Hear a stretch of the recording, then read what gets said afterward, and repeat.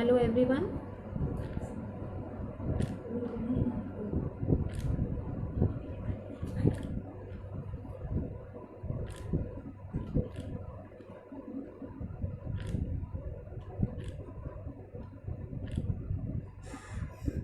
थोड़ा समय और लेते हैं जिससे और ज़्यादा लोग जुड़ पाएँ।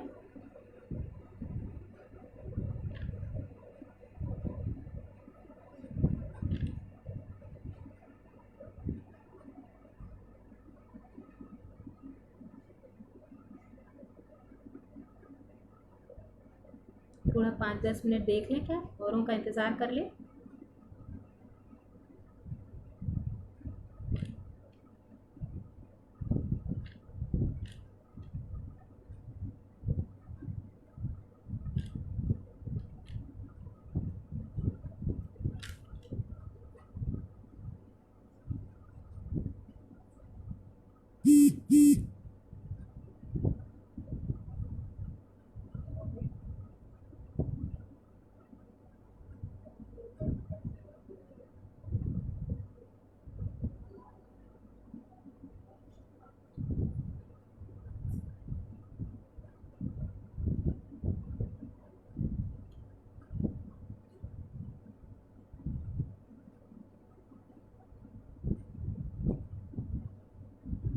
मैं देख पा रही हूँ मेरे साथ के बहुत सारे सहयोगी जुड़ गए हैं, मेरे बहुत शिक्षक जुड़ गए हैं और मेरे कुछ वेल विशर्स भी जुड़ते चले जा रहे हैं। आप सबको धन्यवाद।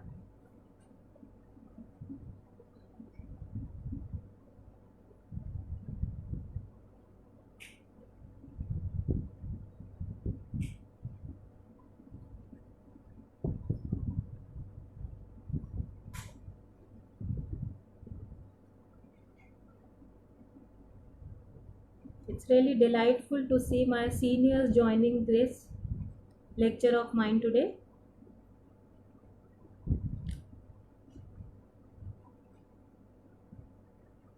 मेरे ख्याल से लेक्चर शुरू करने का समय है अब, बाकी धीरे धीरे ज्वाइन कर लेंगे। तो वंस अगेन नमस्कार आप सबको। और मैं doctor Gunjan Pandey BSNV PG college में अर्थशास्त्र विभाग में एसोसिएट प्रोफेसर के पद पर कार्यरत हूँ। सबसे पहले मैं डॉक्टर मंजुला को धन्यवाद ज्ञापित करना चाहती हूँ कि उन्होंने professor Sharda Prasad Tiwari memorial trust के इस मंच पर मुझे आमंत्रित किया और मुझे मौका दिया आज बोलने का। आज जो टॉपिक मैंने चुना है बात करने के लिए वो बहुत ही प्रासंगिक है, पर्टिनेंट है, बहुत रेलिवेंट है और मेरे ख्याल से हम सभी लोग इस पर कहीं ना कहीं कुछ ना कुछ चर्चा करना चाहते थे। तो मुझे तो ये मौका आज मिल गया है और टॉपिक जो मैंने आज चुना है वो है migrant labour problem, challenges and solutions for the states. शुरू करते हैं कुछ आंकड़ों के साथ। पहले कुछ डेटा डिस्कस कर लेते हैं। 12 करोड़ जो वर्कर्स हैं वो इस समय कोरोना लॉकडाउन में बेरोजगार हो गए और जो बेरोजगारी की दर है वो 27.1 आंकी जा रही है। अर्थव्यवस्था की आर्थिक वृद्धि दर नगण्य हो चुकी है। बात करते हैं कुछ माइग्रेंट लेबर किन किन प्रदेशों से आ रहे थे। उत्तर प्रदेश में 31 लाख माइग्रेंट लेबर पाए जाते हैं जो यहाँ पर लौट के आ रहे हैं। 30 लाख आंका जा रहा है राजस्थान में माइग्रेंट लेबर्स की फिगर को। बिहार में 33 से 35 लाख के आसपास माइग्रेंट लेबर्स हैं। झारखंड में भी कुछ इन्हीं फिगर्स के आसपास हैं। वेस्ट बंगाल में 33 लाख के आसपास माइग्रेंट लेबर आके जा रहे हैं। तो जिस समस्या की आज हम बात करने जा रहे हैं वो इन्हीं माइग्रेंट लेबर्स की है। ये इंटरस्टेट माइग्रेशन ही नहीं था, ये अंतरराज्यीय माइग्रेशन ही नहीं था, ये इंट्रास्टेट माइग्रेशन भी होता है। इसका अर्थ है कि ये राज्यों के भीतर भी माइग्रेशन पाया जाता है। जैसे बड़े राज्य हैं हमारे गुजरात, महाराष्ट्र, तमिलनाडु, यहाँ भी ये माइग्रेंट लेबर एक स्थान से दूसरे स्थान जाकर कार्य करते हैं। और ये जो आज हम लोग इस समस्या की बात कर रहे हैं कोरोना काल में, ये सभी इसमें प्रभावित होते चले जा रहे हैं लॉकडाउन के अंतर्गत। दुख का जो विषय है वो ये है कि ये लेबर आर्थिक वृद्धि में बहुत बड़े सहयोगी स्तंभ की तरह कार्य करते हैं।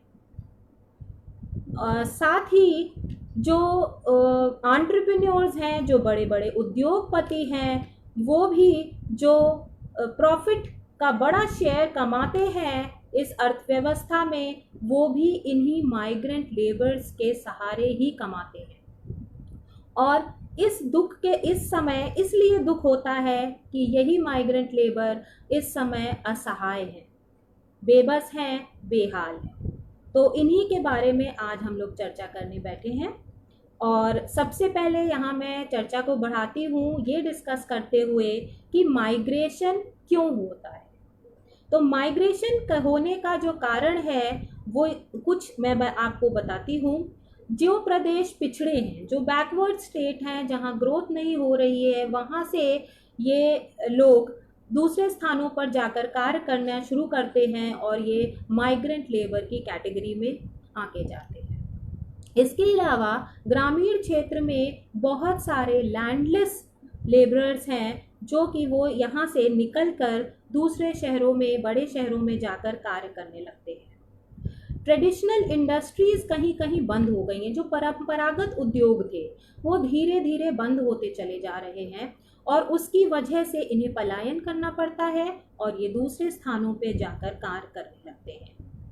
जिन स्थानों पे पानी की सुविधा नहीं है, बिजली की सुविधा नहीं है, जगह नहीं है प्रॉपर, ऐसी जगहों पर भी ये लोग निकलकर ग्रामीण अंचल से शहरों की तरफ पलायन करते हैं एक बेहतर जिंदगी के लिए। तो दो कैटेगरी में हम इन माइग्रेंट लेबर्स को डाल सकते हैं। पहली कैटेगरी है कि जिनके पास नहीं कुछ था, जिसकी वजह से ये दूसरी जगह पर जाके कार्य करने लगे हैं और ये बेसिकली जो भी हैं वो इनफॉर्मल सेक्टर में कार्य करते हैं। ये स्लम्स में रहते हैं और इनको जो भी मजदूरी मिलती है ये उसी से अपना जीवन यापन करने लगते हैं। एक दूसरी कैटेगरी भी माइग्रेंट लेबरर्स की होती है जहाँ पर ग्रामीण अंचलों में इनके पास घर है, इनके पास थोड़ी ज़मीन भी है, लेकिन ये कुछ अपनी ज़िंदगी को बेहतर बनाने के लिए या फिर ये अब कुछ अतिरिक्त आय अर्जित करने की आशा से दूसरी जगह पलायन करके कार्य करना आरंभ कर देते हैं। प्रोफेसर रवि श्रीवास्तव ने माइग्रेंट लेबरर्स को 3 कैटेगरी में विभाजित करा है। एक है long term permanent migrant labourers, दूसरा है long term circular migrant labourers, तीसरा है short term circular migrant labourers. अब ये जो पहली कैटेगरी है long term permanent migrant labourers, ये वो हैं जो यहाँ से चले गए हैं और परमानेंटली वहाँ सेटल हो गए हैं। ये वापस लौट कर नहीं आते हैं, ये वहीं पर अपनी ज़िंदगी बिता रहे हैं। लेकिन बाकी जो 2 कैटेगरी हैं लॉन्ग टर्म सर्कुलर और short term circular migrant labourers की, ये सभी दूसरी जगह जाकर कार्य करते हैं, लेकिन गाँव से ये अभी भी जुड़े हुए हैं और ये वहाँ पर आते और जाते रहते हैं।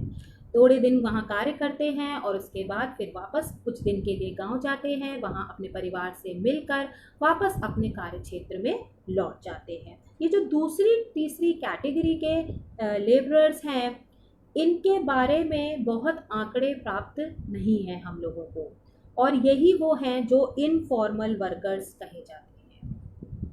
इनके पास कोई जॉब सिक्योरिटी नहीं है।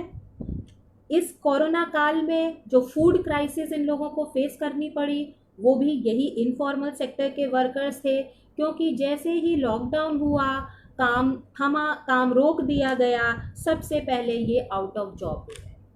उसके बाद खाने पीने जो इनकी पूर्व बचतें थी वो धीरे धीरे ये खर्च करते रहे लॉकडाउन के समय में, और धीरे धीरे वो भी समाप्त होती चली गई। साथ में फूड की तो समस्या, खाने की तो समस्या आ ही रही थी, और उसके अलावा एक और समस्या आई कि जिन घरों में ये किराएदार थे, वहाँ के जब ये किराया ना दे पाए तो वहाँ के मकान मालिकों ने भी इनको निकाल के बाहर किया, तो अब इनके पास रहने की भी जगह नहीं थी।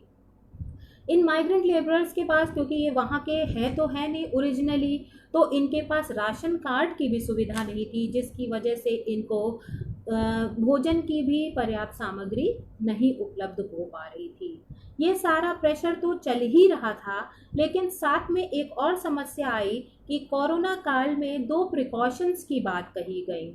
वो दो जो प्रिकॉशंस कहे गए, जो ध्यान रखने वाली बातें थी, एक कहा गया सोशल डिस्टेंस की बात की गई। अब सोशल डिस्टेंसिंग का मतलब था कि एक दूसरे से दूर रहना।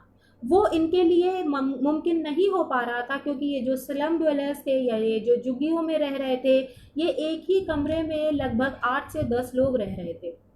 अब 8 से 10 लोगों के बीच में सोशल डिस्टेंसिंग मेंटेन कर पाना तो बिल्कुल नामुमकिन था। साथ ही जो इनके पास रहने की सुविधाएं हैं, उसमें पानी, बिजली, ये सारी सुविधाएं भी पर्याप्त और प्रचुर मात्रा में नहीं पाई जा रही थी। तो अब जब दूसरा कोरोना काल में कहा गया कि लगातार 20 मिनट पर आपको हाथ धोते रहना है, वो इनके लिए बहुत ही दुष्कर था, क्योंकि पानी की भी प्रचुर मात्रा में इनके पास सुविधा नहीं थी। तो अब आप देख पा रहे होंगे किस तरीके के दबाव इनके ऊपर पड़ते चले जा रहे थे। भौतिक तो थे ही, लेकिन मनोवैज्ञानिक, साइकोलॉजिकल प्रेशर्स भी इनके ऊपर माउंट होते चले जा रहे थे। और उसी के चलते इन्होंने एक फैसला लिया, या इन्होंने मन बनाया कि क्यों ना हम यहाँ पर रह रहे हैं, यहाँ से निकल के, क्योंकि न भोजन है न रहने की सुविधा है, तो निकल चलते हैं और अपने अपने गांव की तरफ बढ़ चलते हैं। अब समस्या ये थी कि जो ये गांव की तरफ बढ़ने लगे थे लोग, अब इनके लिए बहुत समस्या इसलिए आई क्योंकि उस समय तक सरकार ने इन्हें कोई सुविधा गांव तक, अपने घरों तक पहुंचाने की नहीं की थी। और इनकी मनोदशा देखिए कि इन्होंने सोचा कि इस संक्रामक रोग में, इस आपदा के समय हम जिए या मरें, कम से कम अपने परिवार के साथ रहें। इसीलिए 1500-1600 किलोमीटर्स पार करके लोग पैदल चलने के लिए तैयार होने लगे। हम लोगों ने टीवी में, सोशल मीडिया के माध्यम से, वीडियो वायरल जो हुए उनके माध्यम से इस तरह के बहुत सारे उदाहरण देखे हैं, जहाँ पर बहुत सारे लोग सड़क पे चलते हुए हम लोगों को भरी धूप में दिखाई दिए हैं। बांद्रा स्टेशन पे अचानक से एक बहुत बड़ी संख्या में मुंबई में लोग इकट्ठा हो गए। इसी तरीके के जयपुर में भी हम लोगों को दिखे दृश्य, चंडीगढ़ में इसी तरह के दृश्य दिखे, जहां बहुत सारे लोग एकदम से मजदूर ये इकट्ठा होने लगे और ये घर जाने के लिए तत्पर हो गए, क्योंकि ये असहाय थे और कहीं वही मनोवैज्ञानिक दबाव से भी प्रभावित होते चले जा रहे थे। लेकिन जो सबसे ज़्यादा हार्ट ब्रेकिंग या हृदय विदीर्ण करने वाले दृश्य थे, जो हम लोगों ने वीडियो वायरल हुए उससे देखे कि एक छोटा बच्चा ट्रॉली बैग पे एक डोरी के माध्यम से माँ खींचते हुए लेकर चली जा रही है। इसके अलावा एक गर्भवती महिला के लिए एक उसके पति ने एक छोटी सी लकड़ी की ट्रॉली बनाई और उसको घसीटते हुए वो लेकर जा रहा था। एक जगह तो ये भी दिखाया गया कि एक जगह एक तरफ बैल है और दूसरी तरफ वो व्यक्ति खुद जुता हुआ था, और पीछे जो बैलगाड़ी थी उस पे उसका पूरा परिवार बैठा था। पता चला कि वो बैल भी कोरोना काल में संसाधन जुटाते जुटाते उसका एक बैल बिक गया, तो दूसरे को वो कहाँ छोड़ता, तो वो उसे लेकर अपनी बैलगाड़ी में खुद को जोत के साथ में जा रहा था। और जो सबसे ज़्यादा दुख देने वाला इंसिडेंस हुआ, वो जो रेल की पटरी पे 16 श्रमिक रात में सोए इस आशा से कि सवेरे फिर चलेंगे और कभी तो हम अपने गांव पहुंच जाएंगे, वो सब उस ट्रेन के शिकार हो गए जो उनके ऊपर से रात में गुजर कर चली गई। ये ट्रेन की पटरी के सहारे क्यों चल रहे थे? ये इसलिए चल रहे थे क्योंकि हाईवे पे और सड़क पे पुलिस इन्हें रोक रही थी चलने से। तो इन्होंने सोचा एक दूसरा मार्ग लिया जाए, और जब ट्रेन हमें अपने घरों तक, गंतव्य तक पहुंचा देती है, तो हो सकता है हम भी चलते चलते अपने गंतव्य तक पहुंच जाए। एक उम्मीद थी इन लोगों को। ये सभी हम लोगों के हृदय को द्रवित कर देता है। यहाँ पे मैं ये कहना चाहूँगी कि सरकार की थोड़ी सी यहाँ पर कमी रह गई, सरकार की थोड़ा सा यहाँ पर फेलियर देखने को मिली। शायद सरकार को अंदाज़ा ही नहीं था कि इतने माइग्रेंट लेबरर्स दूसरे प्रदेशों में कार्य कर रहे हैं और वो इस तरह की स्थिति में अपने घर जाने की प्रबल इच्छा रखने लगेंगे।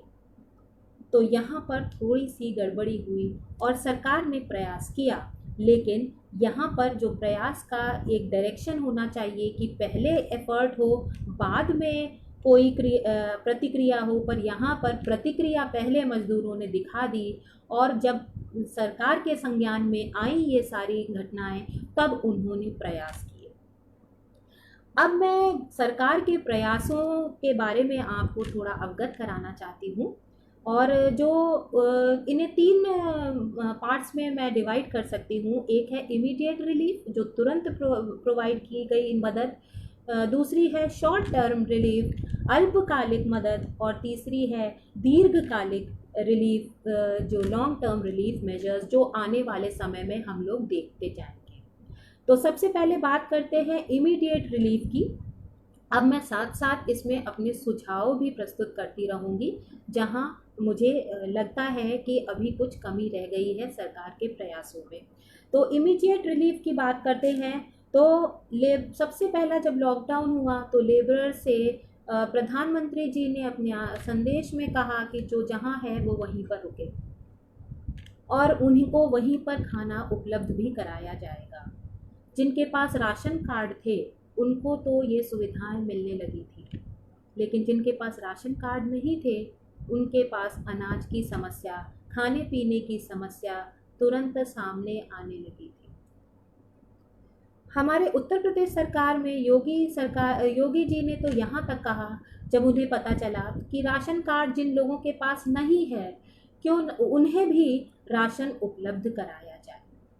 दूसरा जो तुरंत एक प्रयास किया गया इमीडिएट रिलीफ के तौर पर कि इन लोगों के खातों में जन धन योजना के तहत जो खाते खोले गए थे उसमें पैसा ट्रांसफ़र कर दिया गया कि जिससे इनकी जो इमीडिएट रिलीफ है वो तुरंत इनको उपलब्ध हो जाए।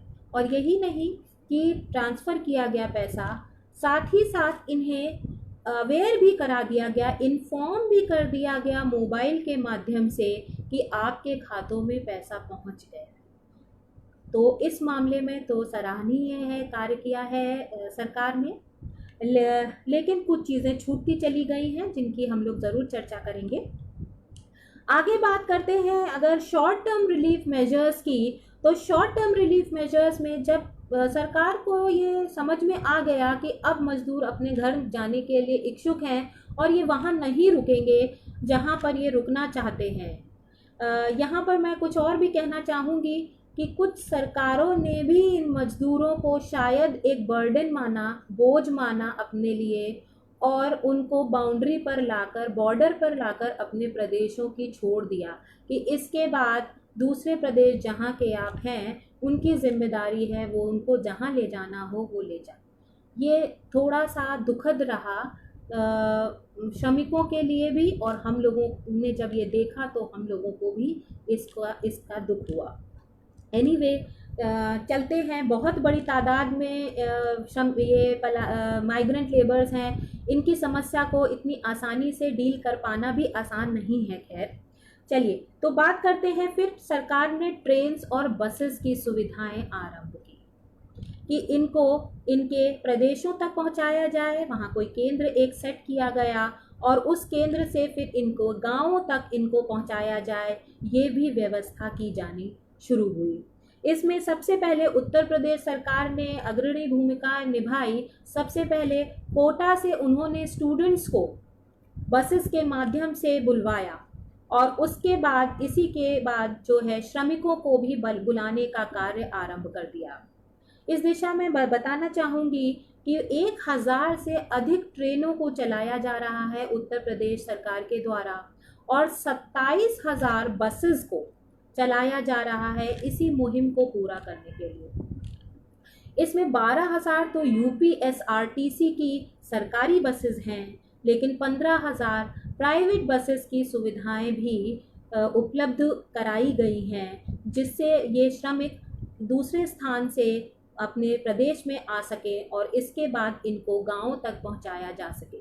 एक अच्छा प्रयास सराहनीय जो किया गया है, हर डिस्ट्रिक्ट से कहा गया है कि 2000 बसों को उपलब्ध कराएं, जिससे क्या होगा कि बसेस की कमी नहीं होगी जब इन मजदूरों को दूसरे प्रदेशों जो उनके गांव हैं, जो इनके घर हैं, वहां तक पहुंचाया जाए, वहां कमी नहीं होगी।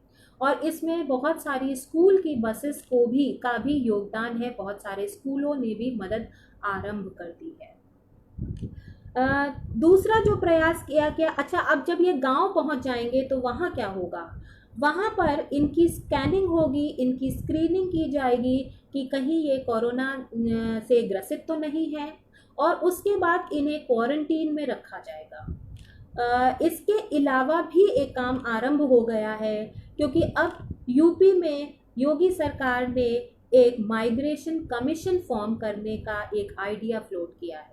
तो अब ये भी प्रयास किया जा रहा है कि ये जो माइग्रेंट लेबर्स गांव पहुंच रहे हैं, उनमें वहाँ पर ये रजिस्टर भी किया जा रहा है कि ये कितने आ रहे हैं, ये किस प्रदेश से आ रहे हैं, और साथ ही ये कौन सी स्किल इनेबल्ड है, यानी ये कौन सा प्रशिक्षण प्राप्त किए हुए हैं, कौन सा हुनर इनके अंदर है।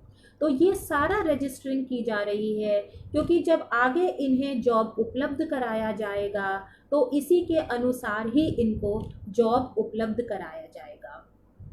तो ये सारे प्रयास जो है शॉर्ट टर्म मेजर्स में आ रहे हैं।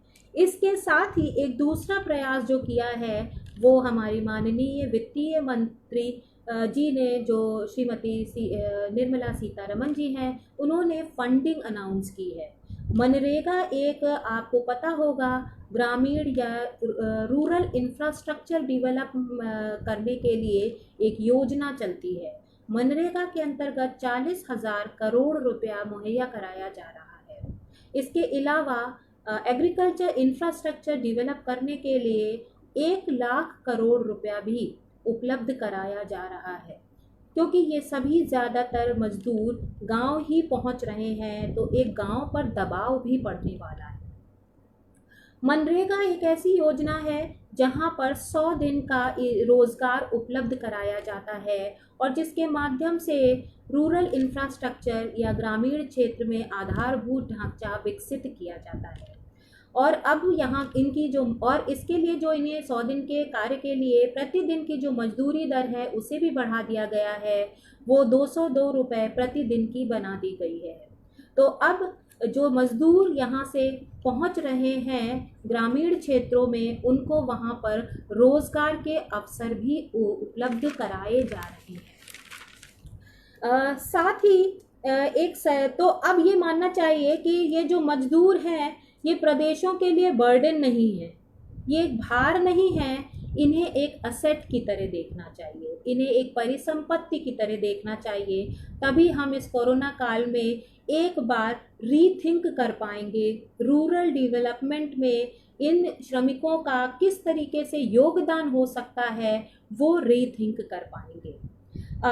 एक सर्वे के अनुसार वैसे तो 90% ये जो माइग्रेंट लेबर हैं ये वापस जाना चाहते हैं। ये कहते हैं कि जब ये कोरोना काल लॉकडाउन समाप्त हो जाएगा और सामान्य स्थिति बहाल हो जाएगी तो ये जहां कार्य कर रहे थे ये वहीं पर वापस लौट कर चले जाएंगे।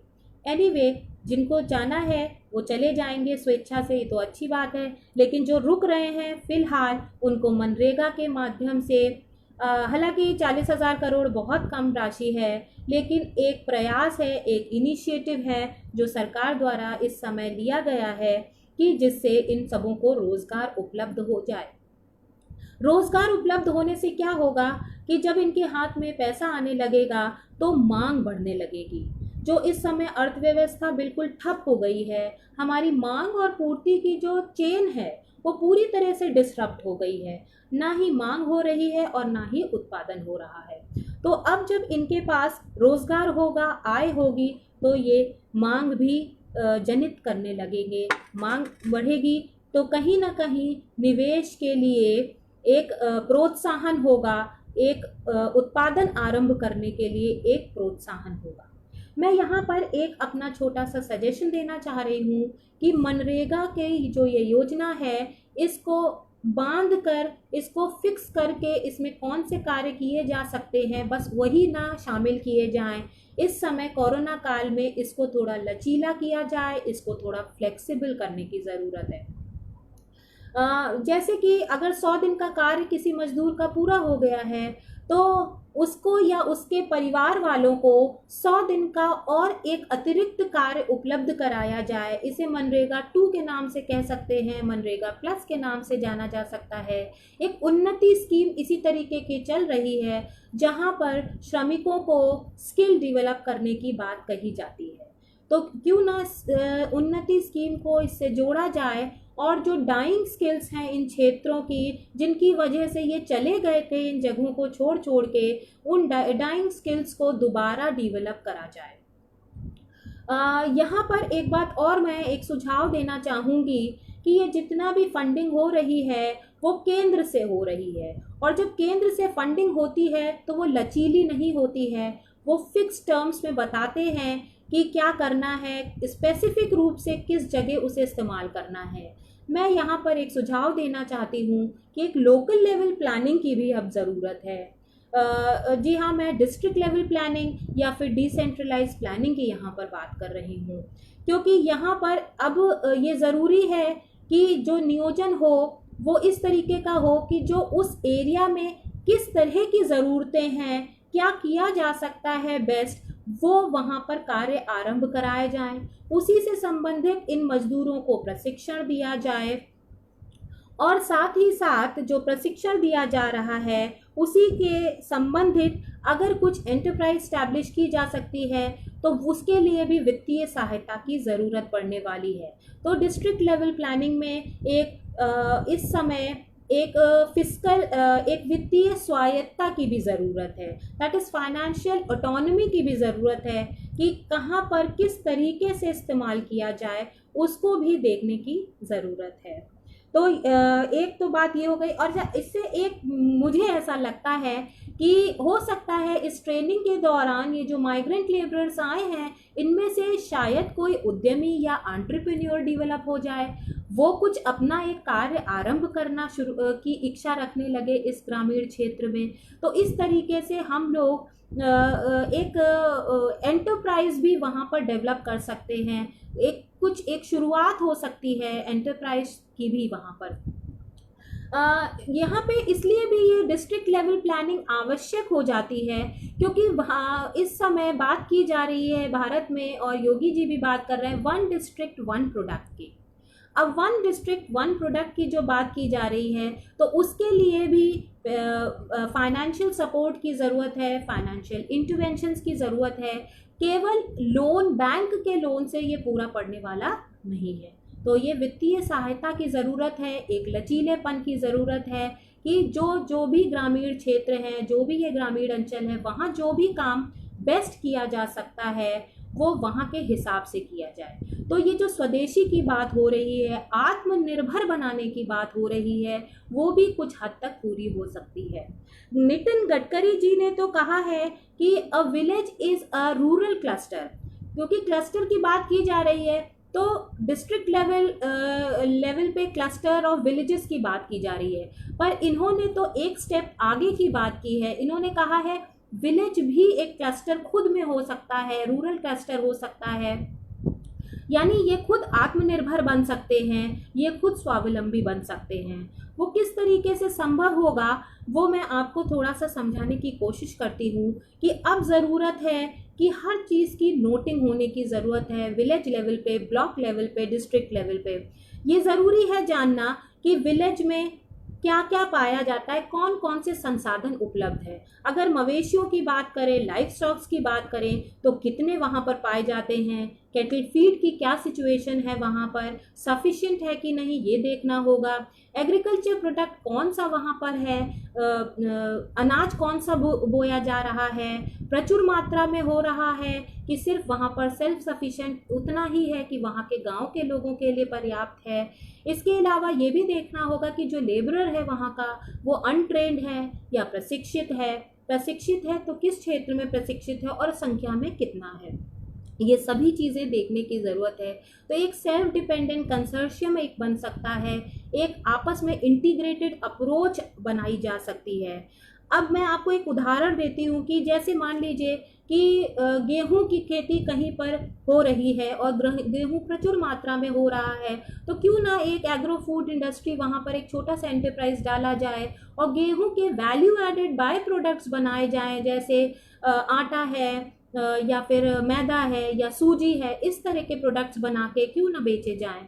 या फिर अगर टोमेटो का प्रोडक्शन हो रहा है तो क्यों ना ऐसा हो कि केचप और प्यूरी और इस तरीके के वैल्यू एडेड प्रोडक्ट्स बना के बेचे जाएं।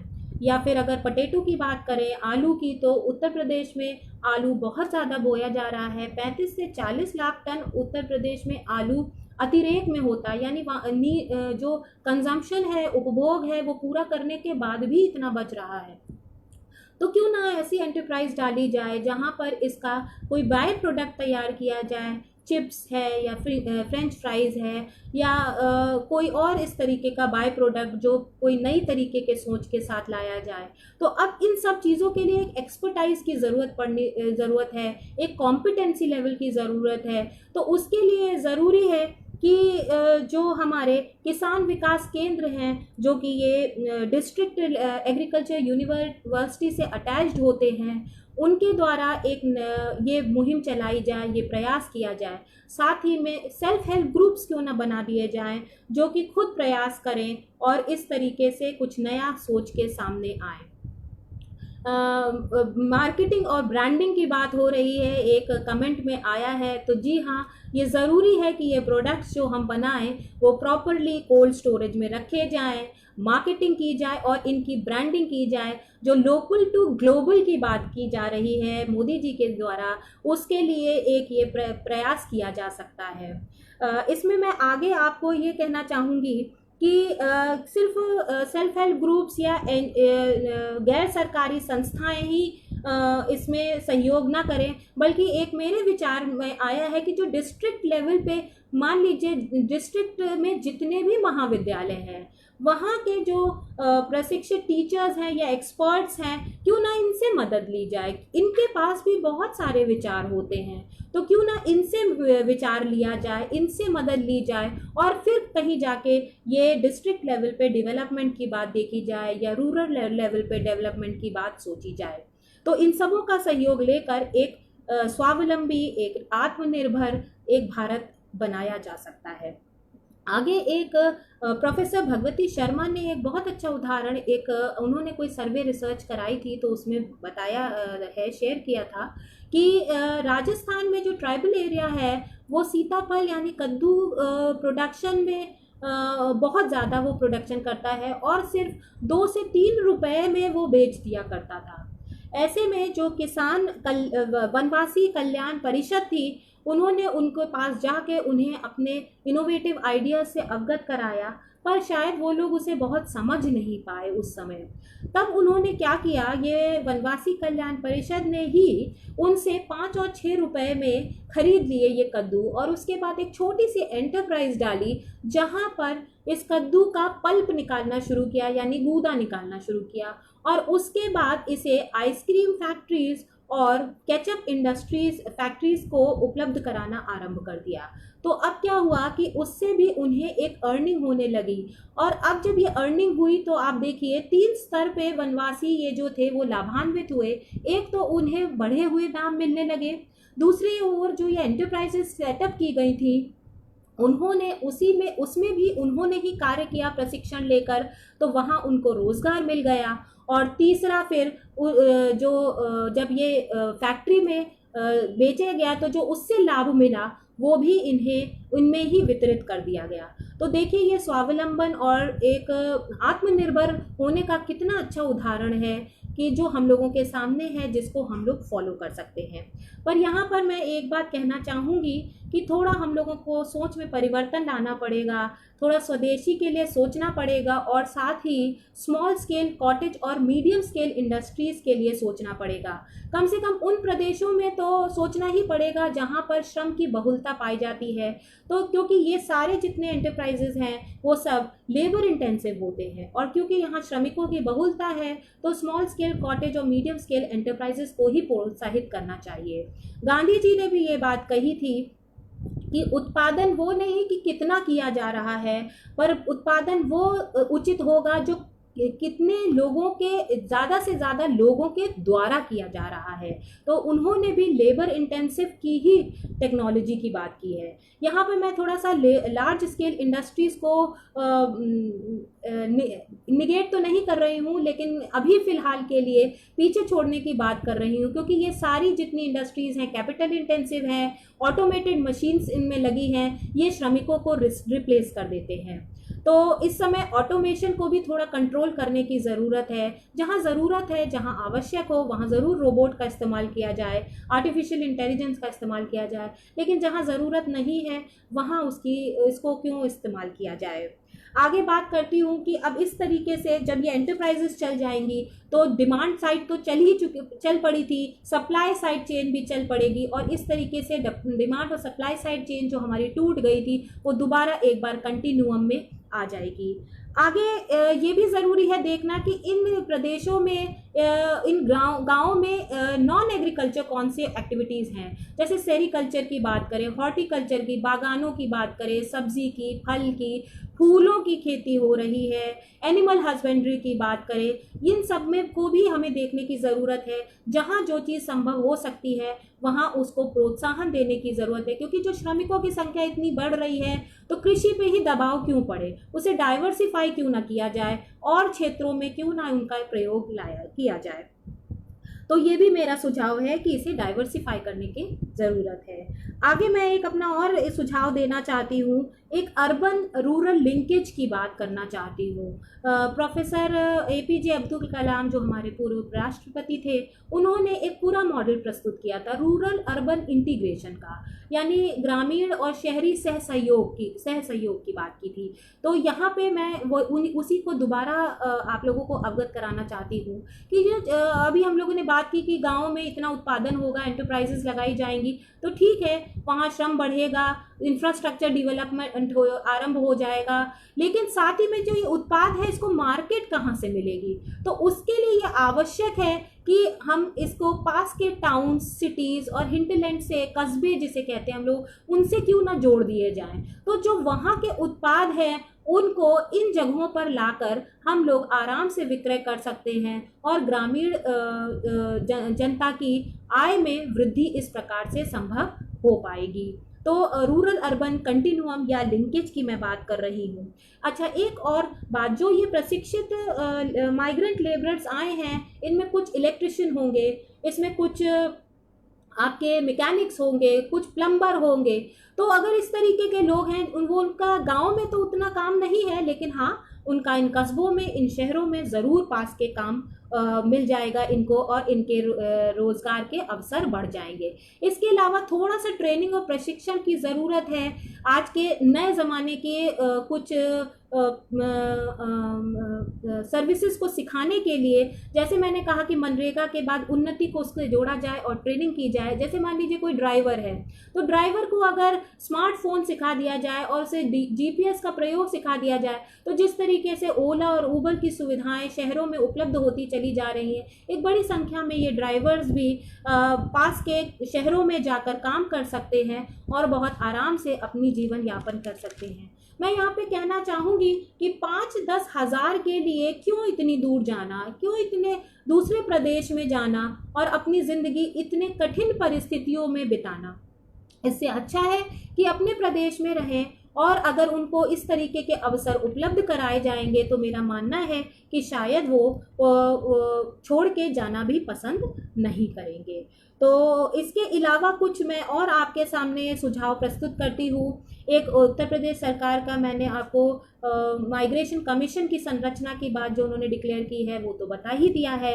इसके अलावा एक नेशनल माइग्रेशन पॉलिसी भी अब डेवलप करने की ज़रूरत है। रजिस्टरिंग ऑफ लेबरर्स की ज़रूरत है कि कहाँ से आ रहे हैं, कहाँ जा रहे हैं। एक मिनिमम वेज इनफॉर्मल सेक्टर के लोगों के लिए भी फिक्स करने की ज़रूरत है। सोशल सिक्योरिटी एक बहुत इम्पॉर्टेंट इशू है जिसको देखने की ज़रूरत है इन लोगों की। और जो जहाँ ये लोग कार्य कर रहे हैं वो कार्यस्थल स्थल है, वहाँ की सिचुएशन बहुत अच्छी नहीं है। तो ये भी ज़रूरी है कि देखा जाए कि जो काम की जो स्थितियाँ हैं उनमें कुछ सुधार लाया जाए। जिन सिटीज़ में ये जाके काम कर रहे हैं उन सिटीज़ में को भी अपनाना होगा इन लोगों को। क्यों वो ये मानते हैं कि ये हमारे बीच के नहीं हैं, ये माइग्रेंट लेबरर्स हैं, ये हमारे बीच के नहीं हैं, उनको भी इन्हें अपना ही नागरिक और अपना ही हिस्सा मानना चाहिए। योगी जी ने तो यहाँ तक कहा है कि जिन प्रदेशों में सोशल सिक्योरिटी की स्कीम्स नहीं प्रोवाइड की जाएंगी इन माइग्रेंट लेबरर्स को, वहाँ इन लोगों को जाने की ज़रूरत भी नहीं है, क्यों ना ये यहीं पर रुक के अपना काम करें। इसके अलावा one nation one ration card की बात की जा रही है, यानी राशन कार्ड कहीं का भी हो आपका, आप दूसरी जगह भी जाकर रह रहे हैं तो भी उसी राशन कार्ड के माध्यम से ऑनलाइन चेक करके आपको राशन उपलब्ध कराया जा सकता है। हैंडीक्राफ्ट्स उद्योग जो कि धीरे धीरे खत्म होते चले जा रहे हैं, उनको भी स्किल्स देकर रिवाइव करने की ज़रूरत है। अब जैसे बात करें, लखनऊ में चिकन वर्क है, बनारस में सिल्क इंडस्ट्री है, मुरादाबाद में ब्रास वेयर है, और फिरोज़ाबाद की बात करें तो शीशे का काम वहाँ होता है। तो क्यों ना जो लोकल टू ग्लोबल की बात की जा रही है, तो क्यों ना इन हैंडीक्राफ्ट इंडस्ट्रीज़ को बात की जाए। इसी तरीके से रूरल एरियाज़ में बहुत सारे हुनर हैं जो छोटे छोटे हम एडमायर तो करते हैं, पर उनको अभी तक कोई मार्केट नहीं मिल पाई है। तो ये ज़रूरी है कि उनको दोबारा रिवाइव किया जाए और उनको प्रॉपर मार्केट की सुविधा भी उपलब्ध कराई जाए। इसके अलावा हेल्थ ट्रेनिंग की भी यहाँ पर ज़रूरत है। जो मैंने भी आपसे कहा कि मनरेगा में जो दिया जा रहा है सर्विसेज, ट्रेनिंग दी जा रही है या रोज़गार दिया जा रहा है, इसके अलावा क्यों ना वो 100 दिन का जो कार्य मैंने और कहा है अतिरिक्त देने की बात है, क्यों ना उसके लिए कुछ हेल्थ सर्विसेज डेवलप करने की बात की जाए। ये जो लोग बहुत बड़ी संख्या में पुरुष और महिलाएं आ रही हैं, क्यों ना इन्हें हेल्थ वर्कर्स बनाया जाए, क्योंकि इस कोरोना काल में हेल्थ वर्कर्स की बहुत ज़्यादा ज़रूरत है। अवेयरनेस फैलाने के लिए, स्कैनिंग करने के लिए, चेकिंग करने के लिए, क्वारंटीन सेंटर्स जो बनाए गए हैं उनका निरीक्षण और मॉनिटरिंग करने के लिए, तो क्यों ना इनको ट्रेनिंग दी जाए और ये जो है कोरोना काल में ये हेल्थ सर्विसेज प्रोवाइड कर पाएँ, ये तो इनको भी रोज़गार के अवसर आराम से मिल पाएंगे। इसके अलावा अगर हम लोग एक नया विचार की बात करें तो रूरल टूरिज्म की बात करते हैं। रूरल टूरिज्म आपको मालूम है एक ऐसा उद्योग है कि जहाँ पर भी ये शुरू होता है वो उद्योग की तरह पूरा क्षेत्र विकसित होता चला जाता है। तो ग्रामीण क्षेत्रों में भी बहुत सारे ऐसे स्थान हैं जो रमणीय हैं, जो आकर्षक हैं या धार्मिक हैं, और हम लोग उनको है पर वहाँ पर बहुत सारी सुविधाएं नहीं हैं। जैसे कि अगर बात करें मैहर देवी की बात करते हैं, श्रावस्ती की बात करते हैं, श्रावस्ती तो खैर अब डेवलप हो गया है। इसी तरीके से विंध्याचल जी माता की बात करते हैं या पूर्णागिरी की बात करते हैं, या यही पास में बाराबंकी के में जो हमारे शंकर जी का मंदिर है उसकी बात करते हैं। तो ये सारे एरियाज़ को क्यों ना डेवलप किया जाए, और अगर ये डेवलप किया जाएगा वो तो ग्रामीण क्षेत्र जो है वो खुद ब खुद डेवलप होना शुरू हो चला जाएगा, और धीरे धीरे वहाँ देखिएगा सेल्फ रिलायंस और जो आत्मनिर्भरता की बात है वो फिर खुद ब खुद बहाल होती चली जाएगी। तो अब मैं सम अप करना चाहूँगी यहाँ पर, जो मैंने अपने विचार प्रस्तुत किए हैं, साझा किए हैं, और होप करती हूँ कि शायद आप लोगों को अच्छे लगे होंगे। तो बात हमने की है यहाँ पर पहले डिस्ट्रिक्ट लेवल प्लानिंग की, डिसेंट्रलाइजेशन की, रूरल अर्बन कंटिन्यूम की बात की है कि गांव को शहरों से जोड़ा जाना चाहिए, और वित्तीय स्वायत्ता की बात की है, सरकार को थोड़ा सा केंद्र सरकार को और प्रदेश सरकार को थोड़ी स्वायत्ता देने की ज़रूरत है, डिस्ट्रिक्ट ब्लॉक और ग्रामीण अंचलों को ये सारी चीज़ें अगर उपलब्ध की जाए। इसके अलावा जो मैंने अभी आपको इको टूरिज़्म की या ग्रामीण लेवल में गांवों को टूरिज़्म की बात की है, हैंडीक्राफ्ट इंडस्ट्रीज़ की बात की है, डाइवर्सिफिकेशन ऑफ एग्रीकल्चर की बात की है, और इस तरीके के जो विचार प्रस्तुत किए हैं, इससे क्या होगा कि जो हमारी अर्थव्यवस्था है वो नेगेटिव जो कि अभी आंकी जा रही है और हम सब लोग इस बात से बहुत परेशान हैं, वो कहीं पॉजिटिव होने लगेगी, और इस तरीके से हम हमारा भारत आत्मनिर्भर होकर, स्वावलंबी होकर आर्थिक वृद्धि के मार्ग पर चल पड़ेगा। तो थैंक यू सो मच, आप लोगों ने इतना पेशेंटली सुना मुझे, और अब मैं चाहूँगी कि अगर किसी के कुछ प्रश्न हो तो मैं उनको एड्रेस कर सकती हूँ। जब तक वो आ रहे हैं, मैंने 4 लाइन लिखने की हिम्मत की है, तो मैं आपको सुनाती हूँ, इसी से संबंधित हैं। छोड़ो कल की बातें, कल की बात पुरानी, नए भारत में लिखेंगे हम मिलकर नई कहानी। आत्मनिर्भर अर्थव्यवस्था में हो अब श्रमिकों की भी भागीदारी। आओ शपथ उठाए, ये हमारी है जिम्मेदारी। धन्यवाद आप सब लोगों को सुनने का।